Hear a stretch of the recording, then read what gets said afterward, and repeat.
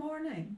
We're going to continue simplifying algebraic fractions, and we're going to look to see if we can factorise what we have on the top, our numerator, and whether we can factorise what we have on the bottom, the numerator.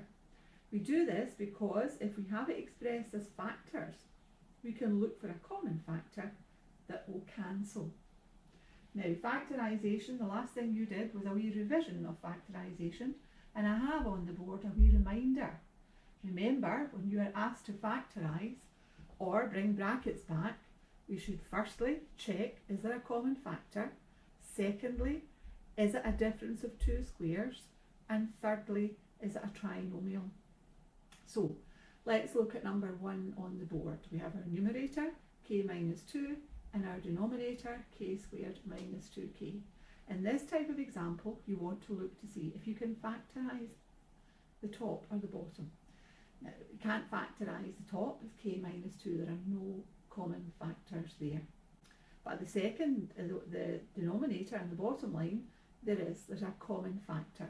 So let's do that. Let's start that example. That would be k minus 2, doesn't factorise. Common factor, k in k squared and in 2k. So if we take out the common factor, k times what gives us k squared, that would be k times k. Inside the bracket here, k times what gives us negative 2k, it would be minus 2. Let's check that out, k squared minus 2k. Now here we have expressed it as a product. Remember in the bottom there, it's k times k minus 2. And we can bracket this if you like and think of it as 1 times k minus 2.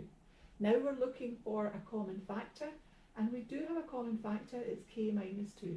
K minus 2 goes into that once, k minus 2 goes into this once. So on the top line here, we have 1 times 1 is 1. And on the bottom line, k times 1 gives us k.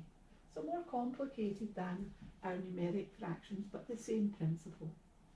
Let's do a second example. Let's do x squared minus 1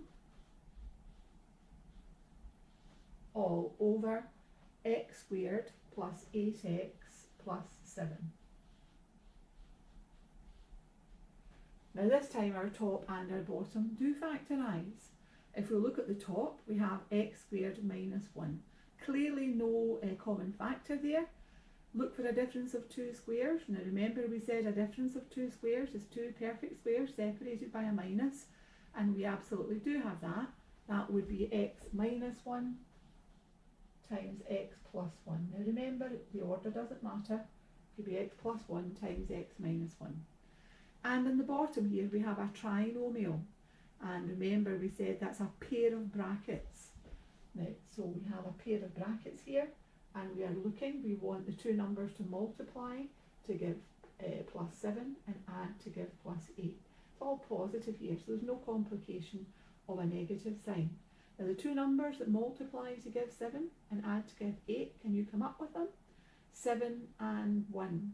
Plus 7 and plus 1. 7 times 1 is 7. 7 plus 1 is 8. So it's x plus 7 and x plus 1. Remember, it doesn't matter the order. Now we have this factorised. The top is x minus 1 times x plus 1, and the bottom line is x plus 7 times x plus 1. We do have a common factor, x plus 1 divides into top and bottom, x plus 1 divides into that once, x plus 1 divides into this once.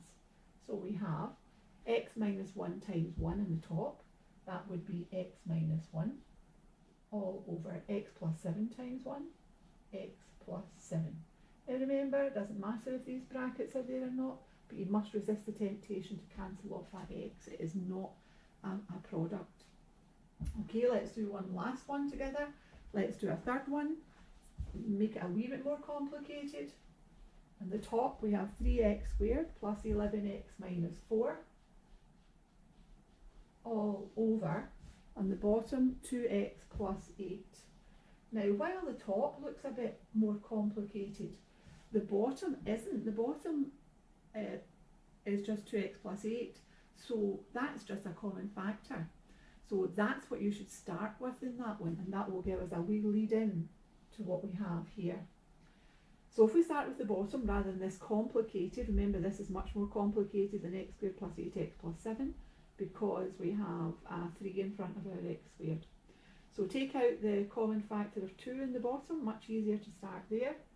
2 and 2 times x gives us 2x, 2 times plus 4 gives us x. That's the bottom factorised, nice and easy.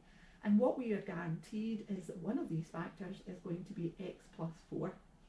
Now it's a trinomial on the top, 3x squared plus 11x minus 4. So it's a pair of brackets. And we know we're going to start with 3x and x to give us a 3x squared. And a fairly safe bet this is going to be plus 4.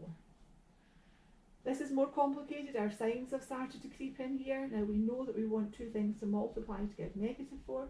So that settles it. This has to be negative 1. Now let's check that out.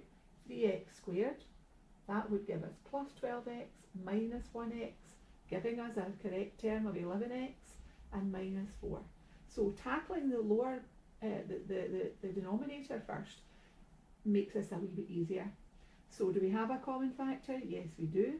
X plus 4 divides into the top and into the bottom. X plus 4 divides into that once and into this once. So we have 3x minus 1 times 1, 3x minus 1, all over 2 times 1, all over 2. Now again, with or without brackets, it really doesn't matter at all. Now, I would like you to take your textbook and open it at page 91, and you can look over some further examples. Then in your jotter, I would like you to do page 92. So from your textbook, page 92, exercise 9.2. And I would like you to do numbers 1 to 8. Again, setting them out exactly as I have on the board, checking the 3 checks that we have for factorisation on the board there, checking your answer at the back to see if you've got the correct answer, and if not, as usual, you let me know on chat and I'll get the right answer to you and show you how to do it. Okay, thank you very much. Keep up the hard work.